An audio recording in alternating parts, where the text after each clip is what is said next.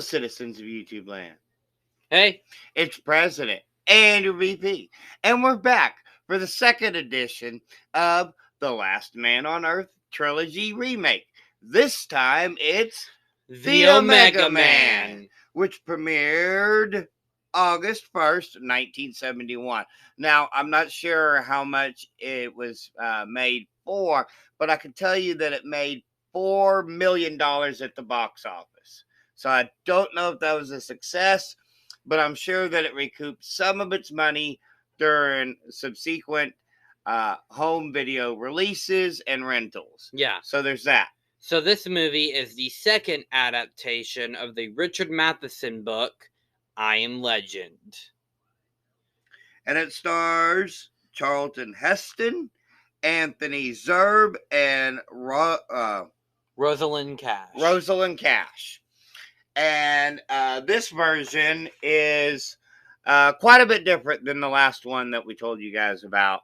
In that, first and foremost, the character's name is now Robert Neville, not Robert Morgan, which I think is more in line with the book because I think the character's name was Robert Neville in the book. It was his name in the book. But he had the scientist job that he had in the first movie in the book, whereas he is a astronaut in this version.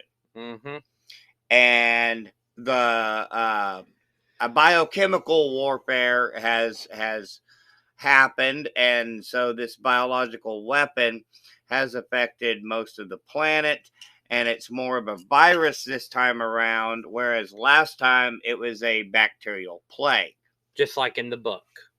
Because this is I guess technically it more probably would be another bacteria, because generally speaking, and this is a sticky subject to talk about, but when people use certain things in warfare, they're actually using bacteria. So that's as far as we can say on that without getting in too much trouble. Yeah. So, this time it's germ warfare that causes this to happen, and so the movie opens up with a fantastic sequence where it's Charlton Heston and he's Robert Neville. He's driving along and he's by himself, and just like in the first movie, he's basically resupplying and restocking for the night.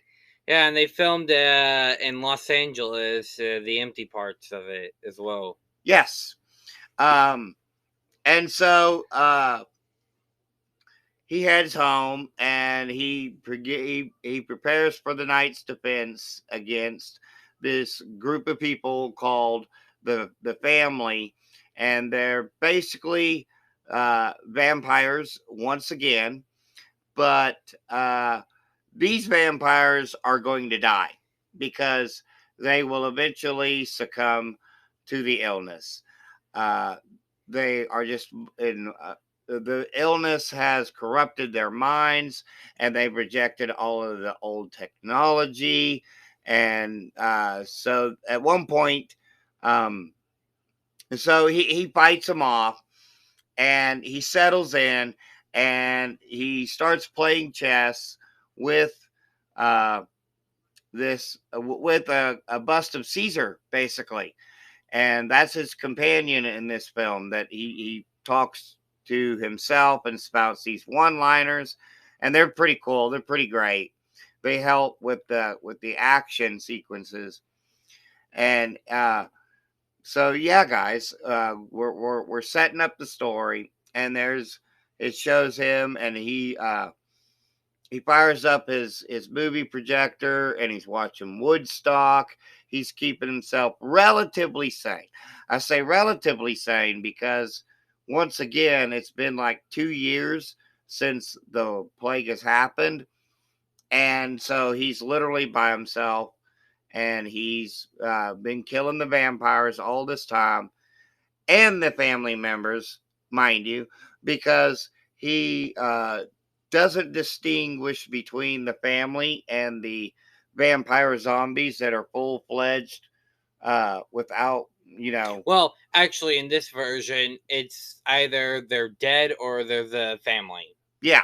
In this version, unlike in the previous version. Except there is a resistance group, guys, where there's actually another group of humans that are, in fact, alive and haven't gotten the illness yet. Mm-hmm. And it's from this group that Robert Neville the next day or a few days later, he is out and he crashes his vehicle. So he has to get a new vehicle. So he picks out this Boss 1970 convertible Ford Mustang. And he's in this mannequin shop and he's talking to the mannequins because he is slowly but surely going insane from a lack of contact with real actual humans. Which I think is something that the next movie we're going to cover borrowed from. Yeah. Because the next movie is more this movie than anything else. And so he spends the family can walk somewhat in the daytime here too, because they got these sunglasses that they wear. And so he has to fight them off continuously.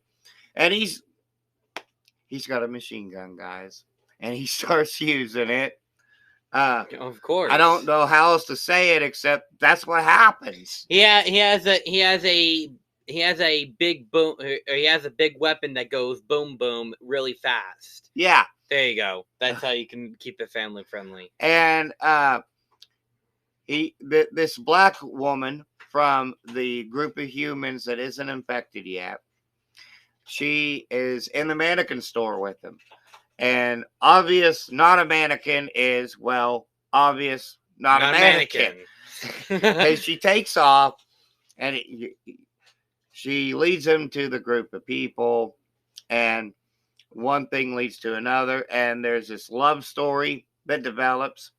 And guys, this movie is rated PG, but parents, you're really going to want to screen this first because it's a 1970s PG movie. So there could be some things in there that you may not want your child to witness. Like nudity. Yeah, well, I wasn't going to go that far, but since he's going to be Mr. Blunt about it over here. Well, I mean, you said machine gun, so there's that. The family captures Neville. And they're about to basically burn him at the stake when he's rescued by the black girl and her group of people. And that's when he gets the super badass 1970 Honda 350 SL. Nice. And so he's riding around on a motorcycle and he's got his girl. And he hypothesizes that since there's a flashback scene where he has this helicopter crash and he's the only one that survives. And he's about to turn himself, but he takes the vaccine. He takes the vaccine, so now his blood somehow can be synthesized for more of the vaccine. And they actually prepare it, and it works because they got this little 12-year-old boy who's about to turn. And they use it on him, and it works. But unfortunately, guys, there's this underlying theme about how he could save these people, but the family is so far corrupted that they reject any hope that might be. And also, you have to remember that in the Robert Neville and literature standpoint is what's known as a Christ figure. Yes, this is very evident. They make no bones about this version and that your Robert Neville is a Messiah figure. Because as one of the little children even asked him, "Are you God?" He is put on trial. He is nearly executed. He attempts to save mankind by sacrificing himself, basically. And I don't want to, the spoiler alert, okay? But we'll get to that. So he's tested the vaccine. It works on the little boy. The little boy decides, hey, maybe the family just doesn't know, and he could go reason with them. And he's like, there is no reasoning with the family. They don't want to be saved. Because And he kind of already knows that the virus has corrupted them so much that there's just no reasoning with the family.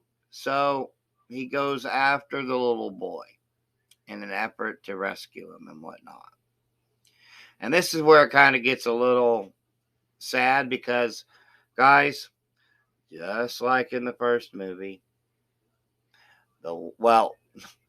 unlike in the first movie, but kind of sort of like in the first movie. In the first movie, the woman was part of the group the entire time and had been sent there to kind of keep them at bay. And this version, she gets turned and she joins the family, and he still has the vaccine, and there's still hope. He fights them off, and much like in the first movie, though, he does get the spear, and his arms are spread out, and he's got his knees buckled into the Christ pose. And that's how he dies. But the next day, he's still alive. Somehow.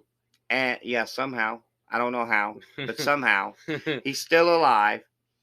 And he manages to get the vaccine to this one dude who was part of the other group. And so humanity basically still has a chance. But the only way that it was going to have that chance was if Robert sacrificed himself for the benefit of mankind. Mm-hmm. And I think, guys, this movie is very action-packed, first and foremost. There are bullets flying. I'm just going to say it out loud. The bullets are flying. One-liners aplenty because Charlton Heston is on his comedic game here. He's spouting them left and right, y'all. And he even says, what are you guys a part of? The Internal Revenue Service? Yeah. He makes jokes about that.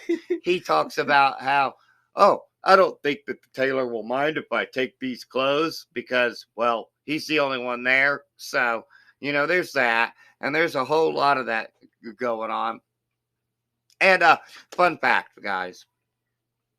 It's worth checking out for this reason alone because it is a very historical film for this reason. It was the first film to feature an interracial kiss. Mm-hmm. So, progressives who might come to our channel once in a while, there you go.